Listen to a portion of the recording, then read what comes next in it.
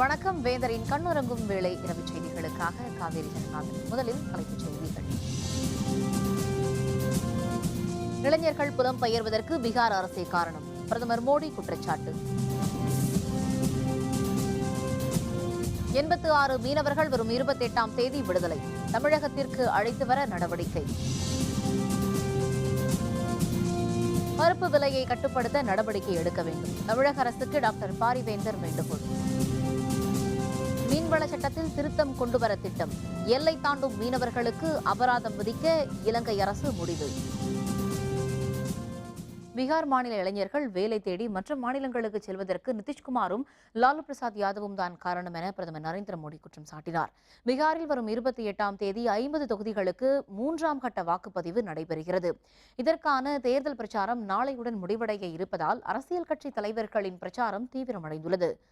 சாப்ராவில் நடைபெற்ற பிரச்சார பொதுக்கூட்டத்தில் பிரதமர் மோடி பங்கேற்று உரையாற்றினார்.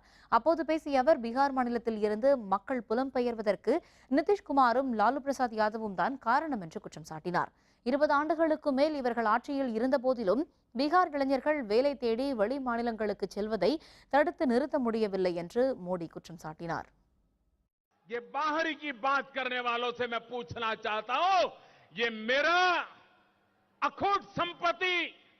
ये मेरे बिहार की ताकत, ये मेरे बिहार का सपना, ये मेरे बिहार के नौजवान, उनको बाहरी बनने के लिए आप दो लोगों ने मजबूर किया है। 25 साल में மத்திய அரசின் குரூப் பி சி டி பணியிடங்களுக்கு நேர்முக தேர்வு முறை ரத்து செய்யப்படும் என பிரதமர் நரேந்திர மோடி அறிவித்துள்ளார். பாரதிய ஜனதா தலைமையில் மத்திய அரசு அமைந்த பிறகு மாதந்தோறும் மனதின் குரல் என்ற நிகழ்ச்சியின் வாயிலாக நாட்டு மக்களிடையே பிரதமர் மோடி உரையாற்றி வருகிறார். இன்று வானொலியில் உரையாற்றிய அவர், நேர்முக தேர்வு முறை ஊழலுக்கு இடமளிப்பதாக தெரிவித்தார். சிறிய பணியிடங்களுக்கு நேர்முக தேர்வு நடத்தப்பட வேண்டுமா என சிந்தித்ததாகவும் அவர் குறிப்பிட்டார். ஓரிரு நிமிடங்கள் நடைபெறும் இதுபோன்ற நேர்முக தேர்வுகளில் உளவியல் நிபுணர்கள் யாரும் உடன் இருந்ததாக தான் கேள்விப்படவில்லை என்றும் அவர் தெரிவித்தார். எனவே 2016 ஜனவரி 1ஆம் தேதி முதல் மத்திய அரசின் குரூப் பி சி டி பணியிடங்களுக்கு நேர்முக தேர்வு முறை ரத்து செய்யப்படும் என்றும் அறிவித்தார். உடல் உறுப்பு தானத்தில் தமிழகம் முதலிடத்தில் உள்ளதாகவும் மோடி மேலும் தெரிவித்தார். ஹரியானாவில் தலித் குழந்தைகள் எரித்துக் கொல்லப்பட்ட விவகாரத்தில் சர்ச்சைக்குரிய கருத்துக்களை தெரிவித்த வி.கே. சிங்கை கண்டித்து தில்லியில் இளைஞர் காங்கிரஸ் கட்சியினர் ஆர்ப்பாட்டத்தில் ஈடுபட்டனர். தில்லியில் பாரதிய ஜனதா கட்சியின் தலைமை அலுவலகம் அருகே நடைபெற்ற ஆர்ப்பாட்டத்தில் ஏராளமான இளைஞர்கள் காங்கிரஸ் கட்சியினர் கலந்து கொண்டனர். அப்போது மத்திய அமைச்சர் வி.கே. சிங்கின் உருவ பொம்மைகளை எரித்தும் அவருக்கு எதிராக முழக்கங்களை எழுப்பியும் அவர்கள் ஆர்ப்பாட்டத்தில் ஈடுபட்டனர். தடையை மீறிச் செல்ல முற்பட்ட காங்கிரஸ் கட்சியினரை காவல்துறையினர் தடுத்து நிறுத்தினர். பின்னர் ஆர்ப்பாட்டத்தில் ஈடுபட்டவர்களை காவல்துறையினர் கைது செய்தனர்.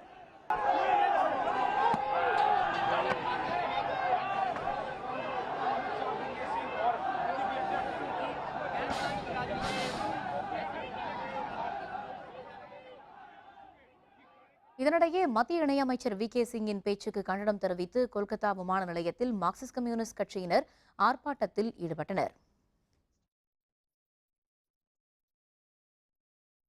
இலங்கை சிறைகளில் வாடும் 86 தமிழக மீனவர்கள் வரும் 28ஆம் தேதி இலங்கை அரசால் விடுவிக்கப்படுவார்கள் என மத்திய அரசு கூறியதாக தமிழக அரசு தெரிவித்துள்ளது.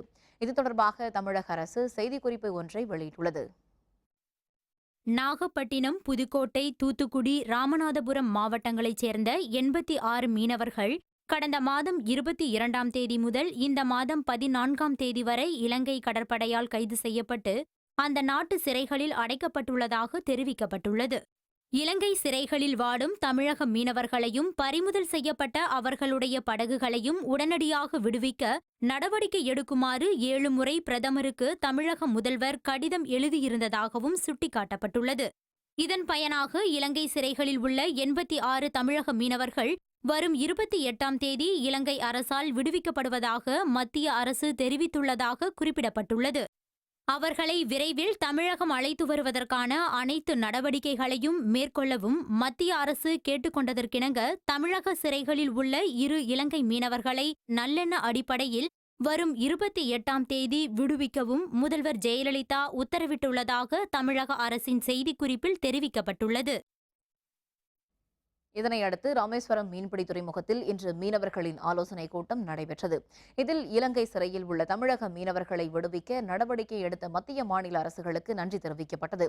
மேலும் மீனவர்கள் விடுவிக்கப்பட உள்ளதால் காலவரம்பற்ற வேலைநிறுத்தத்தை விலக்கிக் கொண்டு நாளை முதல் மீன்பிடிக்க செல்வது என கூட்டத்தில் முடிவெடுக்கப்பட்டது.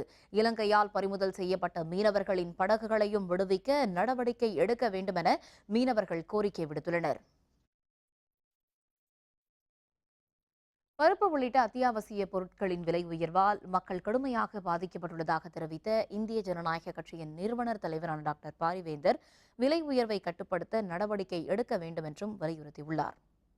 இந்திய ஜனநாயக கட்சியின் கடலூர் மேற்கு மாவட்ட தலைவர் ரா ராஜேந்திரனின் மகன் ரா வடிவழகன் மற்றும் கு சரண்யா ஆகியோரின் திருமண விழா கடலூர் மாவட்டம் பாசாரில் இன்று நடைபெற்றது. திருமணத்தை நடத்தி வைத்து மணமக்களை வாழ்த்தி பேசிய கட்சியின் நிறுவனர் தலைவர் டாக்டர் பாரிவேந்தர், தமிழகத்தில் ஆண்ட கட்சிகளும் ஆளுகின்ற கட்சியும் மக்களுக்கு எதை செய்ய வேண்டுமோ அதை முறையாக செய்யவில்லை என தெரிவித்தார். தமிழகத்தில் உள்ள மதுக்கடைகளால் அனைத்து தரப்பினரும் பாதிக்கப்பட்டுள்ளதாக தெரிவித்த டாக்டர் பாரிவேந்தர், பருப்பு உள்ளிட்ட பொருட்களில் விலை உயர்வால் மக்கள் அவதிப்படுவதாகவும் குறிப்பிட்டார். கல்யாண வீடு சொல்லுவாங்க, பருப்பு இல்லாத கல்யாணமாம்பாங்க. சாதாரண ஒருவன் திருமணம் செய்தால் அவங்க வீட்டில் பருப்பை போட்டு சாம்பார் செய்ய முடியுமா என்பது 1000 கேள்விக்குறிதான். காரணம், இன்றைக்கு கிலோ 225 ரூபா. நினச்சி பார்க்க முடியுமா? யார் காரணம்? அவருடைய சிந்தனையெல்லாம் திரும்ப திரும்ப நான் முதலமைச்சராக வேண்டும். அதை தவிர இன்னைக்கு ஜூன் மாதத்தில் வட மாநிலங்களில் தண்ணி இல்லை, மழை இல்லை. அங்கே இருந்துதானே நம்ம பருப்பெல்லாம் பெறுகிறோம். அங்கே இல்லை என்று ஏற்கனவே சொல்லிவிட்டார்களே. ஆக நாம் அதற்கான ஏற்பாடை செய்ய வேண்டாமா? அதற்காக பதுக்குவர்களை நீக்க வேண்டாமா? அல்லது வெளிமாநிலிருந்து பருப்பை நாம் பெற்று வைத்திருக்க வேண்டாமா? அந்த சிந்தனையே இல்லை. மக்களிடமிருந்து வரிப்பணத்தை பெற்று இலவசங்கள் வழங்கப்பட்டு வருவதாக தெரிவித்த டாக்டர் பாரிவேந்தர், தமிழகத்தில் மின்சாரம் மற்றும் குடிநீர் தட்டுப்பாட்டை போக்க தமிழக அரசு நடவடிக்கை எடுக்க வேண்டும் என்றும் குறிப்பிட்டார். தேர்தல் நெருங்கி வருவதால் மாற்றத்தை ஏற்படுத்திட மக்கள் சிந்திக்க வேண்டும் என்று அவர் கேட்டுக்கொண்டார். தேர்தல் நேரம் நெருங்குகிறது. இந்த தேர்தல் நேரத்தில் உங்களுக்கு நான் அதிகமாக சொல்ல தேவையில்லை என்றால், நீங்கள் எல்லாம் தொடர்ந்து வாக்குகளை கொடுத்து எவர் உங்களை ஏமாற்றுவார்களோ அவர்களுக்கே கொடுத்து வாழ வைத்திருக்கிறீர்கள். இளைஞர்கள் தான் இந்த நாட்டை மாற்றி காட்ட முடியும் என்ற எண்ணத்தில் தான் எங்களை போன்றவர்கள் படித்த இளைஞர்களுக்கு ஒரு அரசியல் தளத்தை ஏற்படுத்தி கொடுக்க வேண்டும் என்ற எண்ணத்தில் தான் இந்த கட்சியை துவங்கினோம். மக்களாகி நீங்கள் சிந்திக்க வேண்டும்.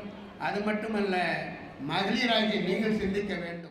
திருமண விழாவில் கட்சியின் பொதுச் செயலர் பி ஜெயசீலன், முதன்மை அமைப்புச் செயலர் எஸ் வெங்கடேசன், கடலூர் மற்றும் விழுப்புரம் மாவட்டத்தைச் சேர்ந்த இந்திய ஜனநாயக கட்சி நிர்வாகிகள் பலர் கலந்து கொண்டனர். முதன்முறையாக உலகக்கோப்பை பாராகிளைடிங் போட்டிகள் இமாச்சல பிரதேச மாநிலம் தர்மசாலாவில் தொடங்கியுள்ளன. இதில் 30க்கும் அதிகமான நாடுகளைச் சேர்ந்த வீரர்கள் பங்கேற்றுள்ளனர். உலகம் முழுவதும் இருந்து வந்த 120க்கும் அதிகமான விமான வீரர்கள் இந்த போட்டிகளில் பங்கேற்கின்றனர். போட்டிகளின் போது விமானிகளின் இடத்தை துல்லியமாக காண்பிக்கும் அதிநவீன உபகரணங்களை இஸ்ரோ உதவியுடன் பயன்படுத்த உள்ளதாகவும் போட்டி ஏற்பாட்டாளர்கள் கூறினர். வீரர்கள் பயிற்சி செய்ய போதுமான உள்கட்டமைப்பு வசதிகள் செய்யப்பட்டுள்ளதாக இமாச்சல பிரதேச அமைச்சர் சுதீஷ் சர்மா தெரிவித்துள்ளார். The entire paragliding community here, especially in India, is excited and overwhelmed to host first paragliding World Cup, and that also at Billing, which is number 2 site in world rating. We have tried to put up best of the infrastructure here and tried to improve the takeoff site also. We have been successful in that. It's being appreciated by the international pilots who are traveling from around about 31 countries world over. கடல் எல்லையை தாண்டும் மீனவருக்கு 15 கோடி ரூபாய் அபராதம் விதிக்க இலங்கை அரசு திட்டமிட்டுள்ளதாக தகவல் வெளியாகியுள்ளது.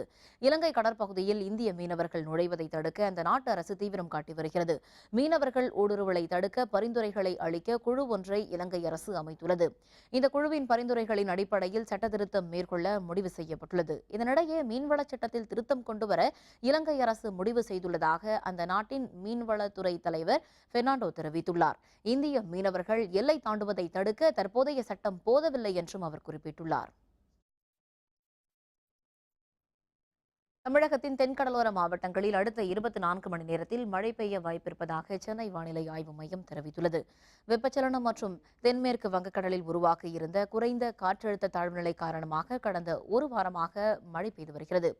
அடுத்த 48 மணி நேரத்தில் தென்மேற்கு வங்கக்கடல் பகுதி மற்றும் இலங்கை கடற்கரை பகுதியில் குறைந்த காற்றழுத்த தாழ்வு பகுதி உருவாக வாய்ப்புள்ளதாக சென்னை வானிலை ஆய்வு மையம் தெரிவித்துள்ளது. எனவே அடுத்த 24 மணி நேரத்தில் தெற்கு ஆந்திரம், தெற்கு கேரளம், தென் தமிழக கடலோர மாவட்டங்களில் கனமழை பெய்ய வாய்ப்பிருப்பதாகவும் கூறியுள்ளது. பருப்பு பதுக்கலை தடுக்க நடவடிக்கை எடுக்க வேண்டும். மாநில அரசுகளுக்கு பொன் ராதாகிருஷ்ணன் கோரிக்கை. விவரம் விளம்பர இடைவேளைக்கு பிறகு.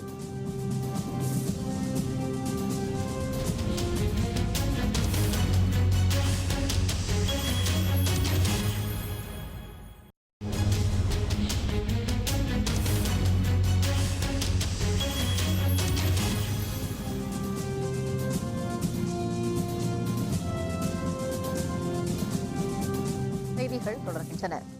பருப்பு பதுக்கலை தடுக்க மாநில அரசுகள் உரிய நடவடிக்கை எடுக்க வேண்டும் என மத்திய இணையமைச்சர் பொன் ராதாகிருஷ்ணன் கேட்டுக் கொண்டுள்ளார். சென்னை விமான நிலையத்தில் செய்தியாளர்களுடன் பேசிய அவர் பருப்பு பதுக்கலை தடுக்க மத்திய அரசு தீவிரம் காட்டி வருவதாக தெரிவித்தார். இதேபோல் மாநில அரசுகளும் நடவடிக்கை எடுக்க வேண்டும் என்றும் அவர் கேட்டுக் கொண்டார். மீனவர்கள் விவகாரத்தினை இரு நாடுகளும் மனிதாபிமான முறையில் அணுக வேண்டும் என்றும் பொன் ராதாகிருஷ்ணன் கூறினார். வரலாறு காணாத அளவுக்கு பதுக்கி வைக்கப்பட்டிருக்கக்கூடிய பருப்பும் இன்னைக்கு வெளிக்கொணரப்பட்டிருக்கிறது. ஆகவே மாநில அரசாங்கங்கள் இந்த பதுக்கலை தடுப்பதற்கு சரியான நடவடிக்கைகளை எடுக்க வேண்டும். நாட்டில் நிலவும் விலைவாசி உயர்வை கட்டுப்படுத்த மத்திய மாநில அரசுகள் நடவடிக்கை எடுக்க வேண்டும் என தமிழ் மாநில காங்கிரஸ் தலைவர் ஜி.கே. வாசன் தெரிவித்துள்ளார். பாளையங்கோட்டையில் நடைபெற்ற கட்சி நிர்வாகியின் இல்ல திருமண விழாவில் ஜி.கே. வாசன் கலந்து கொண்டார். பின்னர் செய்தியாளர்களுடன் பேசிய அவர் நாட்டில் நிலவும் விலைவாசி உயர்வால் அனைத்து தரப்பு மக்களும் கடுமையாக பாதிக்கப்பட்டுள்ளதாக தெரிவித்தார். பருப்புகளை பதுக்குவோர் மீது மத்திய மாநில அரசுகள் கடுமையான நடவடிக்கை எடுக்க வேண்டும் என்றும் ஜி.கே. வாசன் கேட்டுக் கொண்டார். பருப்பு வகைராக்களுடைய விலை உயர்வு அதிக அளவிலே இருப்பதால் பதுக்கல்காரர்களை அடையாளம் கண்டுகொண்டு அவர்களிடமிருந்து அனைத்து பொருட்களையும் பறிமுதல் செய்து பொதுமக்களுக்கு நியாயமான விலையிலே வழங்கும் வகையிலே அரசாங்கங்கள் முன்னெச்சரிக்கை நடவடிக்கை எடுக்க வேண்டும் என்று நான் கேட்டுக்கொள்ள விரும்புகிறேன். நடிகர் சங்கத்திற்கு புதிய கட்டடம் கட்டுவது தொடர்பாக தனிக்குழு அமைக்கப்படும் என தென்னிந்திய திரைப்பட நடிகர் சங்கத்தின் பொதுச் செயலர் விஷால் தெரிவித்துள்ளார். தென்னிந்திய திரைப்பட நடிகர் சங்க தேர்தலில் நாசர் தலைமையிலான அணி வெற்றி பெற்ற பின்னர் முதன்முறையாக நடிகர் சங்க செயற்குழு கூட்டம் சென்னை கிண்டியில் நடைபெற்றது. இதனையடுத்து வடபழனியில் நடைபெற்ற நிகழ்ச்சியில் நடிகர் சங்க புதிய நிர்வாகிகள் மற்றும் உறுப்பினர்களுக்கு திரையுலக சங்கத்தினர் வாழ்த்துக்களை தெரிவித்தனர். பின்னர் செய்தியாளர்களுடன் பேசிய நடிகர் விஷால் நடிகர் சங்க அறங்காவலர் பதவியை ஏற்க நடிகர் கமல்ஹாசன் ஒப்புக்கொண்டுள்ளதாக தெரிவித்தார். புதிய கட்டடம் கட்டுவது தொடர்பாக குழு அமைக்கப்படும் என்றும் இந்த குழு அளிக்கும் பரிந்துரையின் பேரில் முடிவு எடுக்கப்படும் என்றும் விஷால் குறிப்பிட்டார். அந்த இடத்துல நடிகர்கள் எங்களோட ஆசை என்னன்னா மூத்த நடிகர்கள் உட்பட இளம் நடிகர்கள் எல்லாரும் சேர்ந்து சந்திக்கக்கூடிய ஒரு இடமாகவும் அதே சமயத்தில் நாடகத்துக்கு முக்கியத்துவம் கொடுக்குற மாதிரியும் அந்த மாதிரி ஒரு கட்டடம் வரணும்னு ஆசைப்படுறோம். சங்கம் கட்டிட விவகாரத்தில் நாங்கள் தனிப்பட்ட முறையில் எந்த முடிவையும் எடுக்க மாட்டோம். அதுக்கு ஒரு கமிட்டி குழு அமைக்கப்படும். ஒன்று வருமானம் தருகிற வகையிலும் இருக்கணும், ரெண்டாவது அது நம்மதுக்கு சங்க உறுப்பினர்களுக்கு பயன்பட வகையிலும் இருக்கணுங்கிறத எங்களுடைய நோக்கம். அதை நிர்வாகம் ஒரு குழு அமைத்து அவர்களுடைய பரிந்துரையின் பேரில் விவாதிக்கப்பட்டு முடிவெடுக்கப்படும். இதனைத் தொடர்ந்து செய்தியாளர்களுடன் பேசிய பொருளாளர் கார்த்தி முதற்கட்டமாக நடிகர் சங்க உறுப்பினர்கள் பற்றிய முழு விவரங்களை அறிந்து கொள்ளும் வகையில் பட்டியல் தயாரிக்கப்படும் என்றும் இதன் அடிப்படையில் நலத்திட்ட உதவிகள் வழங்கப்படும் என்றும் தெரிவித்தார். மேலும் நடிகர் சங்க உறுப்பினர்களின் மருத்துவ உதவிக்கு SRM பல்கலைக்கழக நிறுவனரும் வேந்தருமான டாக்டர் பாரிவேந்தரை சந்தித்து மருத்துவ காப்பீடு அட்டை பெறப்படும் என்றும் கார்த்தி குறிப்பிட்டார்.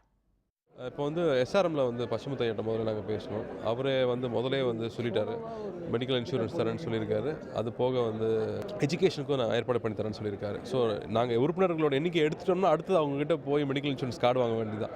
ஏன்னா எங்களுக்கு ஃபஸ்ட்டு வந்த உடனே இது இவ்வளோ செய்ய முடிஞ்சதுன்னு சொன்னாலே அவ்வளோ பேர் சந்தோஷப்படுத்த முடியும். ஸோ முக்கியமாக பாரிவேந்தரை அவர்களுக்கு பெரிய நன்றி தெரிவிச்சுக்கணும். சீன பட்டாசுகள் தரமற்றது என்பதாலும் பாதுகாப்பற்றது என்பதாலும் இதனை மக்கள் வாங்க வேண்டாம் என தமிழ்நாடு வணிகர் சங்கங்களின் பேரவைத் தலைவர் தா வெள்ளையன் தெரிவித்துள்ளார். தஞ்சாவூரில் செய்தியாளர்களுடன் பேசிய அவர், ஆன்லைன் வணிகத்திற்கு அரசு தடை விதித்தால் பருப்பு விலை பாதியாக குறைந்துவிடும் என்று கூறினார். பருப்புகளை பறிமுதல் செய்வதும் இறக்குமதி செய்வதும் நிரந்தர தீர்வில்லை என்றும், பருப்பு பதுக்கலுக்கு துணை போன ஆட்சியாளர்கள் பதவி விலக வேண்டும் என்றும் தா வெள்ளையன் வலியுறுத்தினார். ஆன்லைன் சூதாட்டம் இருக்கக்கூடாது என்று முன்பேற வர்த்தகத்துக்கு உடனடியாக முடிவு கட்ட வேண்டும் என்றால் அனைத்து விளைபொருள்களும் விலை வெகுவாக குறைந்துவிடும், பருப்பு விலை பாதியாக குறைந்துவிடும். இப்படி பதுக்கி வைத்ததற்கு துணை போனவர்கள் இன்றைய ஆட்சியாளர்கள் தான். நாடு முழுவதும் பெண்கள் மற்றும் குழந்தைகள் மீதான குற்றங்கள் அதிகரித்துள்ளதாக தேசிய மகளிர் ஆணையத்தின் தலைவர் லலிதா குமாரமங்கலம் குற்றம் சாட்டியுள்ளார். சென்னை விமான நிலையத்தில் செய்தியாளர்களுடன் பேசிய அவர், பெண்கள் மற்றும் குழந்தைகள் மீதான தாக்குதல்கள் தொடர்பாக காவல்துறை உயர் அலுவலர்களுடன் ஆலோசனை நடத்த உள்ளதாக தெரிவித்தார். சிவகங்கை சிறுமி பாலியல் வன்கொடுமை தொடர்பான குற்றம் நிரூபிக்கப்பட்டால் உரிய நடவடிக்கை எடுக்கப்படும் என்றும் அவர் கூறினார். சின்ன குழந்தைகள் மேல இது வெறும் தமிழ்நாட்டில் நடக்குதுன்னு நான் சொல்ல மாட்டேன். பொதுவாகவே நாங்கள் பார்த்தோங்கன்னா, பட்டியல் எடுத்து பார்த்தோன்னா வர வர சிறு வயசு குழந்தைங்கள வன்முறையில் ஈடுபடப்பட்டு இருக்காங்க. ஒரு அரசாங்கத்தோட ஒரு ஆணையத்திலிருந்து நமக்கு கன்ஃபார்ம்டாக இது தகவல் வந்ததுன்னா நாங்கள் உடனே ஆக்ஷன் எடுப்போம். அரியலூர் மாவட்டம் வழியாக கடந்து செல்லும் சென்னை மற்றும் தென்னக ரயில்கள் RS மாத்தூர் ரயில் நிலையத்தில் நின்று செல்ல நடவடிக்கை எடுக்க வேண்டும் என மக்கள் வலியுறுத்தியுள்ளனர். செந்தூரையை அடுத்த RS மாத்தூர் ரயில் நிலையத்தின் சுற்றுவட்டாரத்தில் 40க்கும் அதிகமான கிராமங்கள் உள்ளன. இந்த பகுதியில் ரயில் சேவை முக்கிய இடத்தை பிடித்துள்ளது. இந்த வழியாக சென்னை மற்றும் தென்னக நகரங்களுக்கு செல்லும் விரைவு ரயில்களை RS மாத்தூர் ரயில் நிலையத்தில் நின்று செல்ல வேண்டும் என்பன உட்பட 6 அம்ச கோரிக்கைகளை வலியுறுத்தி விவசாயிகளும் கிராம மக்களும் ஆர்ப்பாட்டத்தில் ஈடுபட்டனர். காஞ்சிபுரம் மாவட்டத்தில் இருவேறு இடங்களில் வீட்டின் பூட்டை உடைத்த அடையாளம் தெரியாத சிலர் 135 சவரன் தங்க நகைகளை திருடிச் சென்றுள்ளனர்.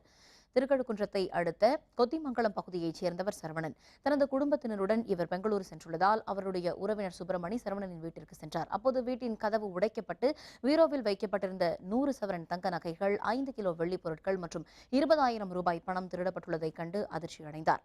இதுபற்றி சுப்பிரமணி கொடுத்த புகாரின் பேரில் திருக்கழுக்குன்றம் காவல்துறையினர் வழக்கு பதிவு செய்து விசாரணை மேற்கொண்டு வருகின்றனர். இதேபோல் மேல்மருவத்தூரை அடுத்த சோத்துப்பாக்கத்தில் கல்யாண சுந்தரம் என்பவரின் வீட்டின் கதவை உடைத்து லாக்கரில் வைக்கப்பட்டிருந்த 35 சவரன் தங்க நகைகளையும் 20,000 ரூபாய் பணத்தையும் அடையாளம் தெரியாதவர்கள் திருடிச் சென்றுள்ளனர். இதுபற்றி மேல்மருவத்தூர் காவல்துறையினர் வழக்கு பதிவு செய்து விசாரணை நடத்தி வருகின்றனர்.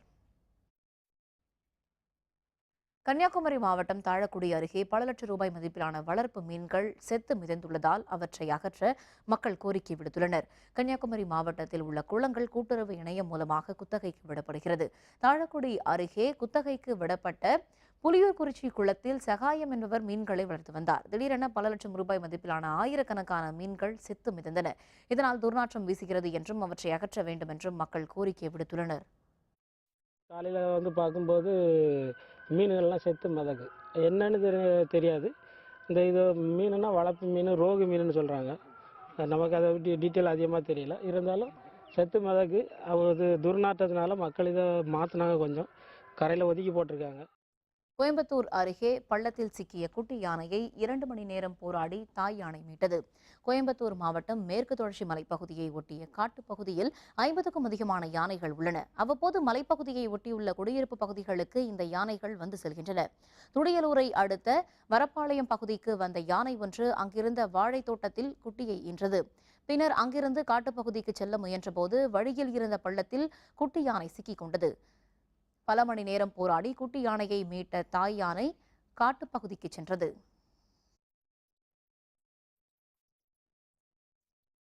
விழுப்புரம் மாவட்டம் கள்ளக்குறிச்சி அருகே நடைபெற்ற பஞ்ச ஆலய குடமுழுக்கு விழாவில் திரளான பக்தர்கள் பங்கேற்று சுவாமி தரிசனம் செய்தனர். விழுப்புரம் மாவட்டம் கள்ளக்குறிச்சி அருகே உள்ள புத்தனந்தூரில் அருள்மிகு ஸ்ரீ ராஜகணபதி, ஸ்ரீ முத்துமாரியம்மன் உள்ளிட்ட ஆலயங்கள் உள்ளன. இந்த தனித்தனி ஆலயங்கள் பஞ்சஸ்தலங்களாக உள்ளன. இந்த ஆலயங்களில் இன்று சிறப்பு யாகங்கள் மற்றும் குடமுழுக்கு வெகு சிறப்பாக நடைபெற்றது. விழுப்புரம் மற்றும் கள்ளக்குறிச்சியை சுற்றியுள்ள கிராமங்களில் இருந்து திரளான பக்தர்கள் இதில் கலந்து கொண்டு சுவாமி தரிசனம் செய்தனர். 214 ரன் வித்தியாசத்தில் தென்னாப்பிரிக்கா வெற்றி. ஒருநாள் தொடரையும் கைப்பற்றி சாதனை. விவரம் விளம்பர இடைவேளைக்கு பிறகு.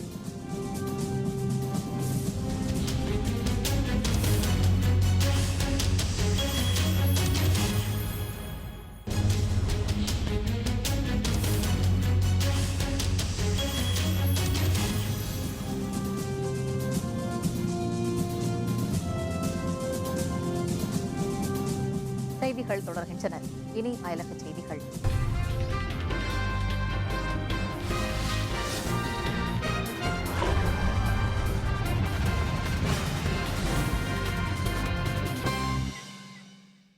சீனாவின் ஷாங்காய் நகரில் நடைபெற்ற மாடிப்படி ஏறும் போட்டியில் திரளான போட்டியாளர்கள் ஆர்வத்துடன் பங்கேற்றனர். சீனாவின் ஷாங்காய் நகரில் உள்ள பன்னாட்டு நிதி மைய கட்டடத்தில் இந்த போட்டி நடத்தப்பட்டது. உலகின் பல்வேறு பகுதிகளில் இருந்து வந்திருந்த சுமார் 1500க்கும் அதிகமான வீரர்கள் கலந்து கொண்டனர். 57 மாடிகளில் உள்ள 1460 படிகளை கடக்க போட்டியாளர்கள் ஆர்வத்துடன் ஒருவரை ஒருவர் முந்திச் சென்றனர். இந்த போட்டியில் ஆண்கள் பிரிவில் போலந்தைச் சேர்ந்த பியோட் 7 நிமிடம் 54 வினாடிகளில் ஏறி முதல் பரிசை தட்டிச் சென்றார். பெண்கள் பிரிவில் சீன ஓட்டப்பந்தய வீராங்கனை கன்சு 10 நிமிடம் 10 வினாடிகளில் படிகளை கடந்து முதலிடம் பிடித்தார்.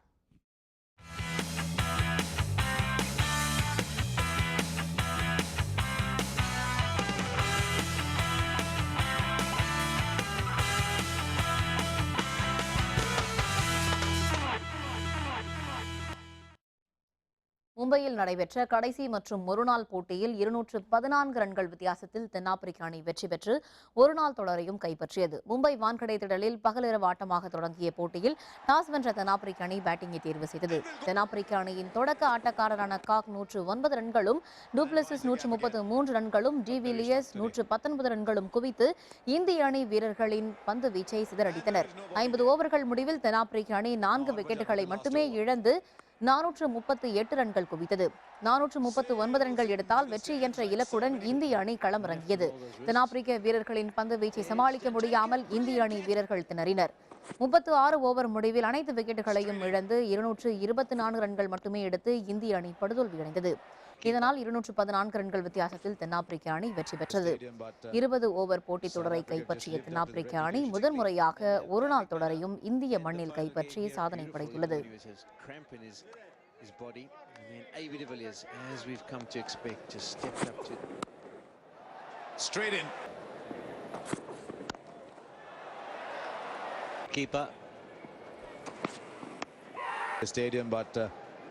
South Africa have just lived up to the reputation. An emphatic manner in the final game here. Beautiful, even when he was cramp in his body. And then A.B. de Villiers, as we've come to expect, just stepped up to the plate.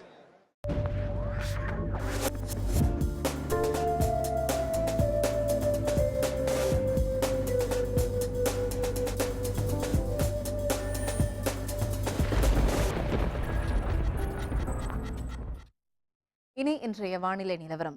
தமிழகம் மற்றும் புதுச்சேரியில் ஒரு சில இடங்களில் மழை அல்லது இடியுடன் கூடிய மழை பெய்ய வாய்ப்புள்ளதாக சென்னை வானிலை ஆய்வு மையம் அறிவித்துள்ளது. இனி முக்கிய நகரங்களில் பதிவான தட்பவெட்ப நிலையை பார்க்கலாம். சென்னையில் அதிக அளவாக 33 டிகிரி செல்சியஸும் குறைந்த அளவாக 23 டிகிரி செல்சியஸ் வெப்பநிலையும் பதிவானது. மதுரை அதிக அளவு 33, குறைந்த அளவு 24. கோயம்புத்தூர் அதிக அளவு 32, குறைந்த அளவு 23. திருச்சி அதிக அளவு 33, குறைந்த அளவு 23. திருநெல்வேலி அதிக அளவு 33, குறைந்த அளவு 27. சேலம் அதிக அளவு 34, குறைந்த அளவு 22. புதுச்சேரி அதிக அளவு 34, குறைந்த அளவு 23. வேலூர் அதிக அளவு 32, குறைந்த அளவு 21. உதகை அதிக அளவு 21, குறைந்த அளவு 12. கொடைக்கானல் அதிக அளவு 18, குறைந்த அளவு 10. இனி நாட்டின் பிற நகரங்களின் வெப்பநிலையை பார்க்கலாம். தில்லி அதிக அளவு 34, குறைந்த அளவு 18.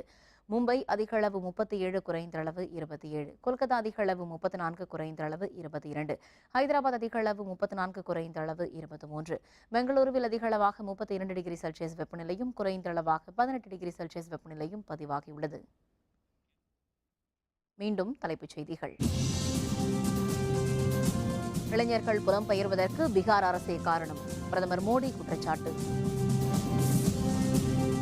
86 மீனவர்கள் வரும் 28ஆம் தேதி விடுதலை, தமிழகத்திற்கு அழைத்து வர நடவடிக்கை. பருப்பு விலையை கட்டுப்படுத்த நடவடிக்கை எடுக்க வேண்டும், தமிழக அரசுக்கு டாக்டர் பாரிவேந்தர் வேண்டுகோள். மீன்வள சட்டத்தில் திருத்தம் கொண்டு வர திட்டம், எல்லை தாண்டும் மீனவர்களுக்கு அபராதம் விதிக்க இலங்கை அரசு முடிவு. இத்துடன் வேந்தரின் கண்ணுறங்கும் வேளை இரவு செய்திகள் நிறைவடைந்தன. மீண்டும் நாளை காலை 8 மணிக்கு இளங்கதிர் காலை செய்திகளில் சந்திப்போம். வணக்கம்.